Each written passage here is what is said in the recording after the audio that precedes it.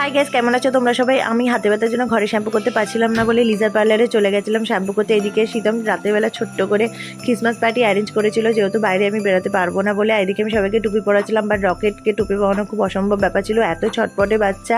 আর ভাই একটু ছোট্ট করে টেবিলটা সাজিয়েছিল, তো সবাই মিলে আমরা রাতের বেলায় ঘরে সেলিব্রেট করলাম। আর শীতমকে বারবার ডাকছিলাম এসব ফটো তোলো, তো শীতম আসছিল না, লজ্জা পাচ্ছিল, তো আমি একাই ফটো তুলতে শুরু করে দিলাম। আর সবাইকে জানি মেরি ক্রিসমাস। আজকে দিনটা অনেক ভালো মতো কাটিয়ে। এদিকে পাবলো রকেট মাকে আমি একটু করেই কেকটা খাইছি, কারণ যেহেতু চকলেট ওদেরকে আমি দিই না।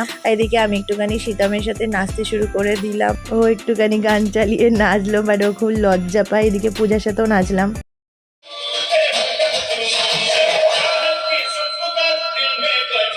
সব আনন্দের মাঝখানে মনটা খারাপ ছিল, কারণ পাবলোর ভাইদের আমি খুঁজে পাইনি খাবার দেওয়ার জন্য। তাই আড়াইটের সময় আমি শীতম ভাই বেরিয়ে পড়লাম খাবার দেওয়ার জন্য, বাট ওদেরকে রাতের বেলাও পেলাম না, তাই ওদের খাবারটা সানিটিরিয়াকে দিয়ে দিলাম। তো আজকের ভিডিওটা এই পর্যন্ত। ভালো লাগলে আমার চ্যানেলটা সাবস্ক্রাইব করে দিও। টাটা।